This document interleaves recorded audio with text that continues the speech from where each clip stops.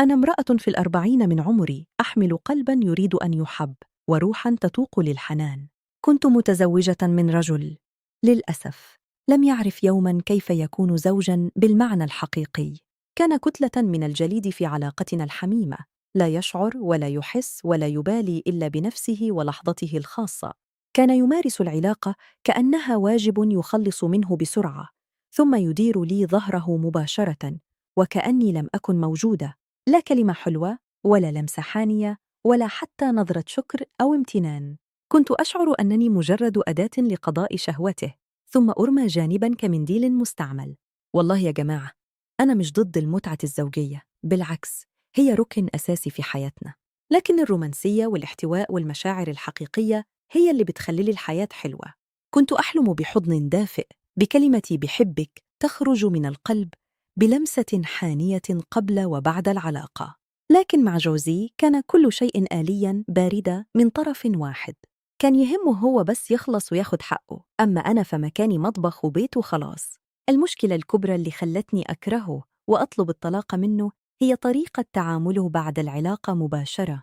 كان دايماً يديني ظهره وكأنه بيقول لي: انتهى العرض، ارجعي لواقعك. تحملت سنوات وغمضت عيني كتير وسامحت كتير، لكن في الآخر الصبر له حدود، ولما يوصل الإنسان لآخر خط بيبقى مستعد يعمل أي حاجة. هل تعتقد أن هذه هي المشكلة الوحيدة التي دمرت زواجي؟ بالطبع لا. تعالوا معي للحظة، لأن ما جعلني ألجأ لجاري كان أكبر بكثير مما تتخيلون. تابعوا معي الجزء التالي لتعرفوا السر الصادم الذي قلبت حياتي رأساً على عقب. هل تتخيلون أن ردة فعل بسيطة بعد العلاقة ممكن أن تحول الزوج من حبيب إلى عدو؟ تابعوا الجزء الثاني لتعرفوا كيف تحول اليأس إلى قرار مصيري. بسبب معاملة جوزي القاسية والباردة، بدأت أحس أني امرأة ميتة بداخلي. فقدت ثقتي في نفسي، وفي أنوثتي، وفي قدرتي على جذب رجل يحترمني. قعدت أفكر، هل المشكلة في أنا؟ هل أنا مش جميلة كفاية؟ هل أنا أقل من أن أعامل بحنية؟ كنت أتمنى لو حد يقول لي كلمة حلوة، أو يحسسني إني لسه عندي قيمة وروح وقلب. ومن هنا بدأت عيني تزح بعيد عن بيتي، تجاه جارنا اللي ساكن جنبنا، اسمه ممدوح. هذا اسم مستعار، شاب في بداية الثلاثينيات، عايش لوحده، هادي جدا، وسمعت إنه واحد غلبان وطيب. بصراحة شكله الخارجي كان آخر حاجة تفكر فيها. كان رفيع الجسم بشكل ملحوظ، والهدوم كانت معلقة عليه. أي حد يشوفه من بعيد هيقول ده واحد صغير ومش مؤهل إنه يبقى راجل بالمواصفات اللي في دماغي.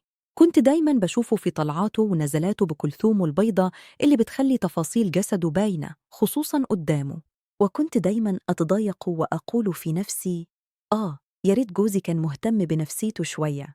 لكني أبداً ما توقعت إني هيجي عليه النهاردة وأطلب منه خلاط عشان أعير منه، وأكتشف حقيقة صادمة. فتحت الباب وشافني واقفة قدامه.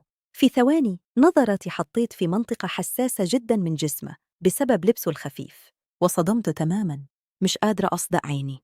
الرفيع ده، الغلبان ده، عنده حاجة. يا سلام! استوعبت وقتها إن المظاهر بتخدع جداً. كنت زي اللي تلاقي كنز مدفون في جلد خروف.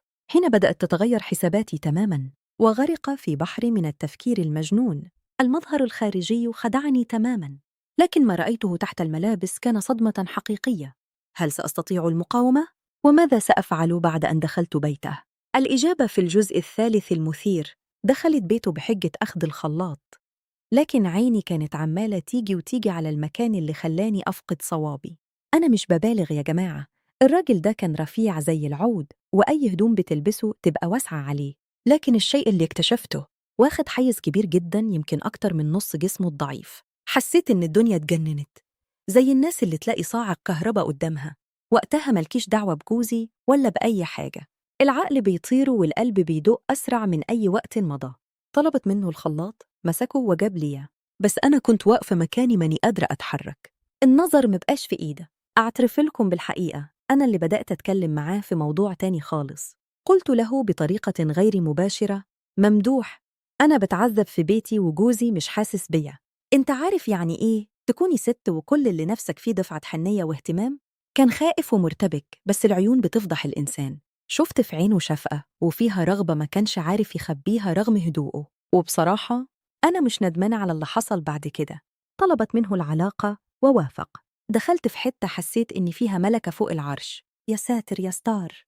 الرفيع ده قلب كل معادلاتي. اكتشفت إن العبرة مش بالجسم الضخم ولا بعضلات وهمية، لكن بالكيف نفسه. كان عنده قصب على طول قوي، ودخل فيني مشاعره وخبرته بطريقة مجنونة. خلاني أنسى نفسي وانسى إن ليا جوز أصلاً. صحيح كان رفيع وضعيف جسدياً، لكن في اللحظة دي حسيت إنه أقوى راجل في الكون. لكن هل كان كل هذا الحلم الجميل؟ طبعاً لا، لأن القادم كان أعظم وأشد جنوناً. تابعوا الجزء الرابع.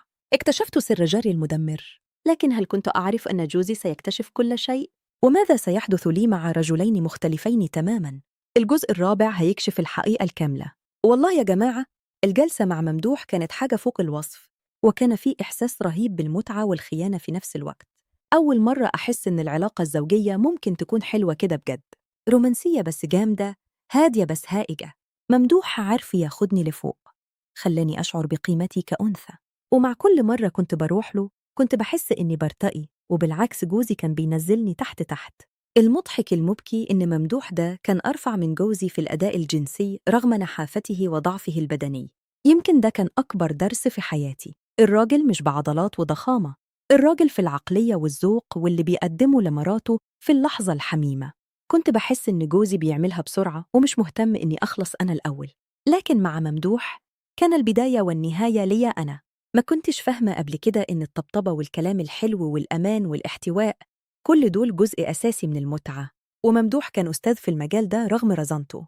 استمريت على علاقتي بممدوح شهور طويلة، وكنت كل يوم بحب جوزي أقل وأقل. كنت بكرهه لدرجة إني ما كنتش قادرة أشوف وشه. عيونه بقت سئيلة في نظري، أي كلمة بتتقال من بقى بتضايقني، وضحكته بقت مزعجة. كنت بستنى الساعة 12 من الليل عشان أروح عند ممدوح، لكن جوزي كان جالس هناك متفرج على الفراغ بيننا. والحقيقة إن ممدوح كان بيعمل معايا حاجات بتخليني أفقد صوابي، لدرجة إن جسمي كان بيعشق الليل هناك وأنسى نفسي تماماً. لكن فجأة وقعت في الفخ. حصلت حاجة غيرت كل حاجة. تريدوا تعرفوا هي إيه؟ يبقى تابعوا الجزء الخامس وهتعرفوا القصة الكاملة. المتعة المجنونة مع ممدوح كانت تشبه الإدمان، لكن ما لا تعرفونه أن جوزي بدأ يشك في تصرفاتي. هل سينكشف أمري؟ وماذا سيفعل ممدوح عندما يعلم أني تورطت معه؟ الحكاية لم تنتهي بعد. وصلت بالحال إني كرهت جوزي كرها شديداً، لدرجة إني ما بقتش قادرة أتنفس وأنا في نفس البيت معاه. كنت عايشة دور البطلة في فيلمين: فيلم الست المجروحة اللي بتعاني قدام الناس، وفيلم الست الهانم اللي بتتخان وبتتجنن في الخفاء مع الجار. لكن التعب النفسي كان بيزيد مع كل مرة بصحى الصبح جنب جوزي. قلت لنفسي خلاص أنا مش قادرة أكمل كدبة كبيرة كده، وخلاص طلبت الطلاق رسمياً. جوزي استغرب، زعل، عيط، حاول يكلمني، لكن كان خلاص فات الأوان. في لحظة الطلاق كنت داخلياً بحس بفرحة مش طبيعية، لأني كنت بكره قعدة الظهر بتاعته اللي بيرتكبها بعد كل علاقة بينا. كنت بكره لا مبالاته وأنانية وطريقة تعامله اللي خلتني ألجأ لراجل غريب. والغريب ده كان السبب في إن أكتشف إني لست امرأة قادرة تحب وتنبسط. ولكن بعد الطلاق ما تم، التقيت ممدوح مرة أخيرة، وكان الكلام بينا مختلف جدا. قلت له أنا دلوقتي طليقة، ممكن نعلن العلاقة ونعيش مع بعض؟ وقتها اتغير كل حاجة. وقف ممدوح قدامي وضحك ضحكة مش مفهومة، وقال لي كلمة هزت كياني كله. اكتشفت إنه كان بيلعب عليا من الأول، وإن قصة العود الكبير والمتعة كانت مجرد وسيلة علشان ياخد اللي عايزه ويمشي. صدمت يا جماعة، صدمة مش طبيعية. طلقت زوجي من أجل جاري، لكن الجار صدمني بأقسى كلمة في حياتي. هل تعرفون ما هي؟ وماذا سيكون مصيري بعد أن خسرت كل شيء؟ الإجابة النهائية في الجزء السادس والأخير. قعدت ممدوح ضاحكة وقال لي أنا متجوز من 2 سنين ومراتي سافرت، بس كنت بستمتع بوقتي معاكي، واللي كان بيحصل ده كان مجرد لعب مش أكتر. ساعتها حسيت إن الأرض بتلف بيها. خسرت جوزي اللي على الأقل كان بيصرف عليا ويحترمني قدام الناس، وخسرت حب ممدوح المزيف اللي كان مبني على المتعة الجنسية فقط. بقيت لوحدي تماماً. الخلاصة يا جماعة، والكلام ده موجه لكل راجل، متعمليش زي جوزي الأول. لما تخلص علاقتك بمراتك متديش ظهرك، حاتها دقيقة تهزر معاها، تقبلها، تحضنها، تقول لها كلمة حلوة. الست مش سلعة، الست كيان كامل عايز يحس إنه مرغوب فيه وليس مجرد وسيلة. ورسالة لكل ست: اوعي تخوني زوجك عشان لحظة ضعف أو إهمال عاطفي. الحل يكون بالكلام، بالصبر، بالاستشارة الزوجية، مش بالحرام.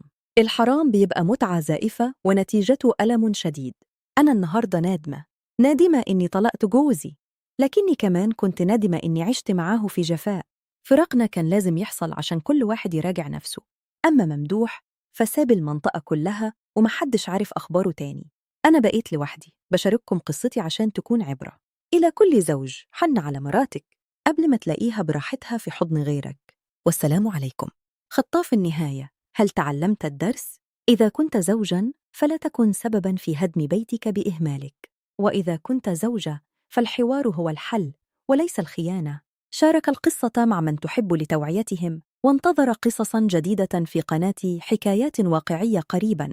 مع السلامة.